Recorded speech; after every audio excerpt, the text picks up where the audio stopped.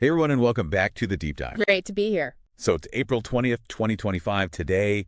Hope you're having an interesting day given all the developments brewing. Indeed. It's got a really fascinating mix of sources you sent over this time.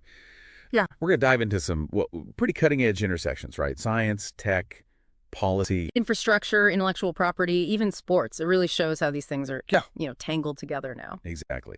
So let's jump in. First up, this caught my eye. Magnus Carlsen winning the freestyle chess tournament. Right. The rules sound Different. more flexible, maybe faster. Yeah. What's the significance there? Is it just a novelty? Well, it's more than just novelty, I think. It shows this push to innovate, even in something as, established and traditional as chess. Hmm. It's like they recognize that to keep it fresh and maintain that global appeal, you need experimentation, new formats, keeps things dynamic. Okay, dynamic. Yeah. It definitely applies to the next thing.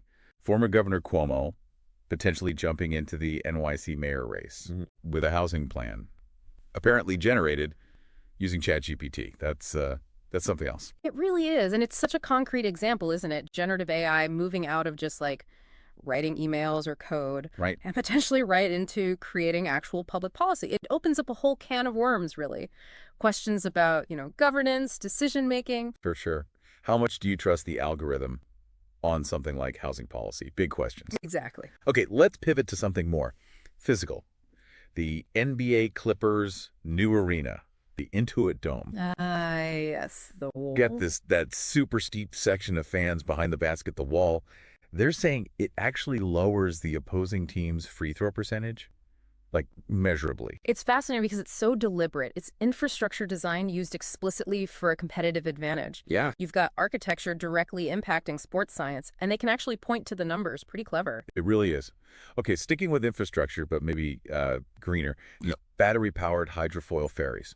Swedish startup. Oh, those sound cool. Like fast, right? Yeah, 30 miles per hour apparently. And the big thing is like 98% lower carbon emissions compared to the usual diesel ferries. Wow, 98%. That's substantial. And they're popping up in different places globally. Stockholm, New Zealand, maybe even NYC or Mumbai down the line. See, that's a great example of a tech solution that's not just theoretical. It's tangible, impactful, addressing real infrastructure and environmental challenges. Definitely one to watch. Okay, now for something that sounds straight out of science fiction, lab-grown chicken. From the University of Tokyo, yeah. Using these special microfibers fed with nutrients. Microfibers, so it's not just like mush. It has structure. Exactly. That's the key breakthrough here, potentially. Creating structured, cultured meat, something that actually mimics a chicken cutlet, say, that could be way more appealing to people. Okay, right. Makes sense. And they're thinking it could be market ready in maybe 5 to 10 years. Depends on regulations, cost, all that.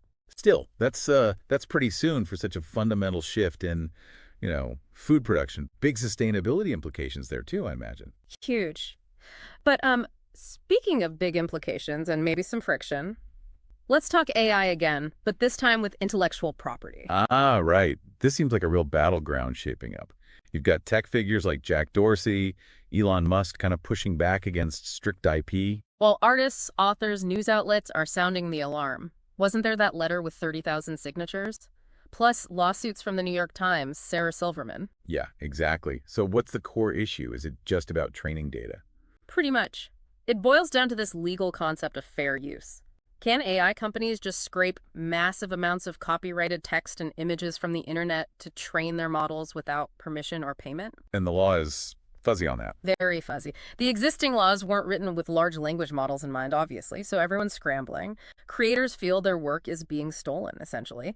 Tech companies argue it's necessary for innovation, maybe transformative use. And different countries might land in different places. You mentioned the UK thinking about maybe being more permissive. Right, there's potential for a real patchwork of global IP policies, which could get complicated fast.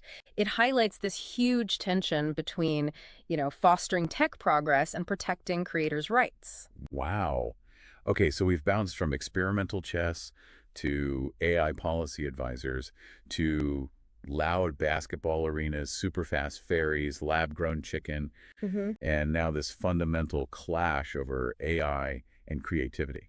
It really covers a lot of ground, but you see the threads, right? Innovation, technology, policy, ethics. They're all weaving together in complex ways. Absolutely. It all feels connected, moving fast. It really does. And it leaves you with a big question, I think. As these technologies, especially AI, keep advancing and kind of rewriting the rules around things like IP, Yeah. how do we actually set things up so that innovation is, encouraged, but also developed ethically? How do we make sure the benefits actually spread out to, well, everyone? Mm. That's definitely something to chew on. A lot to think about For there. sure. Well, thanks for diving deep with us again today on all these fascinating developments. My pleasure. Always interesting.